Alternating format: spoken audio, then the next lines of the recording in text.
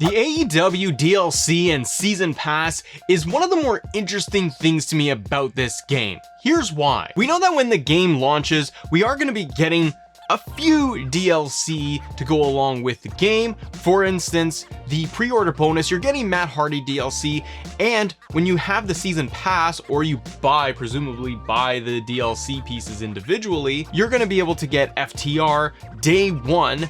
Then you're going to be able to get the Bunny and Keith Lee for the second DLC and Hookhausen for the third DLC. That's giving us DLC for June, July, and August. And then that's it. But AEW and THQ Nordic did confirm that we are going to be getting this in seasons. And this is just season 1 of the content drop. Also, in addition to the characters, you're getting mini games throughout. Comment below your thoughts on getting mini games as part of the DLC and nothing else for your first season. The first thing that I really like about this model is the short time frame that they are releasing all of the DLC drops. Back to back to back is awesome, especially with the quick release of the game since it was officially announced for June 29th. On the 2K side, yeah, we do get a DLC drop every 5 weeks or so, all the way until about late August, and then it's done.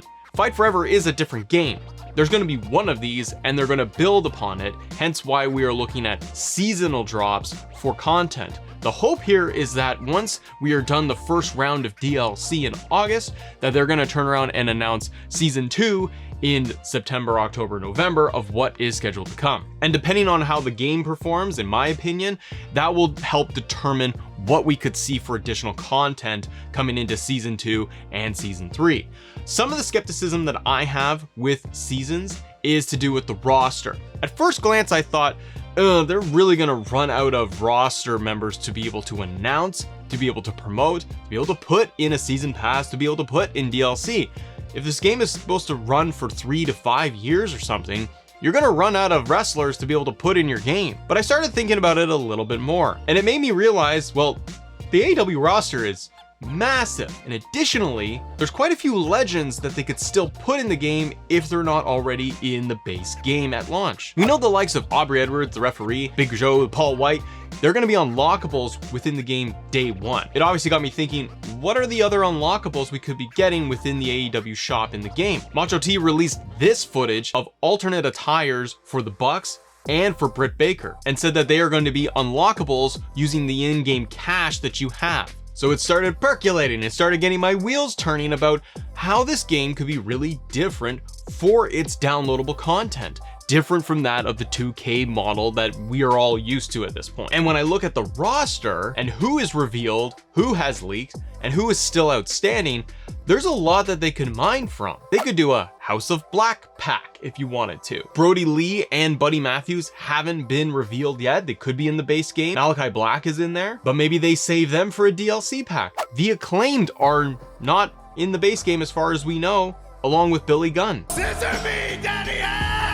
That's a perfect DLC pack opportunity and easily put in there for, say, season 2. And then you have newer talent, more recent talent, Action Andretti, Bandito, Big Bill, even Claudio, as he's not that new anymore, but he hasn't been announced for the game. The list goes on and on. And then from a Legends perspective, I was talking to even some of you in the community about this the other day, thought, could they actually mine a lot of Legends out of this thing over time? I think they kind of could. We saw the likes of Sabu make a random appearance for Double or Nothing in a one-shot deal, but situations like adding Sabu to the TV product, even for a one-time deal, could be interesting for the video game because maybe they want to take advantage of that and being able to add in a legend like Sabu as future downloadable content for the game. You could add Sabu, you could add Taz, who's on commentary, Billy Gunn, like we mentioned. Jerry Lynn and Arn Anderson are coaches and Arn's on TV as a manager. Mark Henry is backstage. So for that small crop right there, Jake the Snake Roberts as well, I forgot. That crop of legends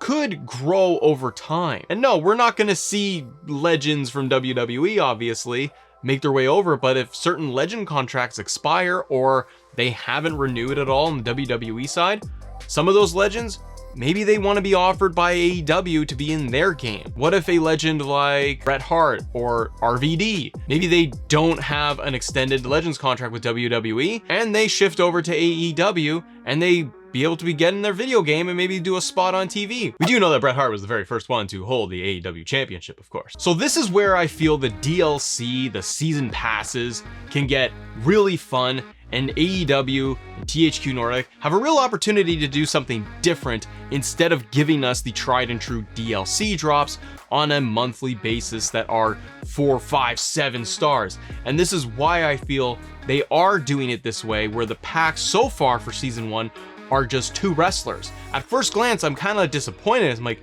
you're charging players this season pass money for stars that presumably should just be in the base game already, like the Bunny or FTR. They're coming out the day that the game comes out. FTR should be in the base game, but I understand from a business perspective, you want to be able to make cash, you want to make more money off this thing, you got to entice players to want to be able to get the additional content or to be able to get the game, get the season pass, to get the likes of FTR. But doing it in like packs of 2 make it very interesting, because you could see legend packs drop or new wrestlers coming out, different style packs that could come out, like an ROH pack, a New Japan, Forbidden Door DLC pack. THQ Nordic, AEW Games, I'm just giving you these ideas here, man. This is all free for you. But think about how you could do a ROH pack. We know Claudio is there.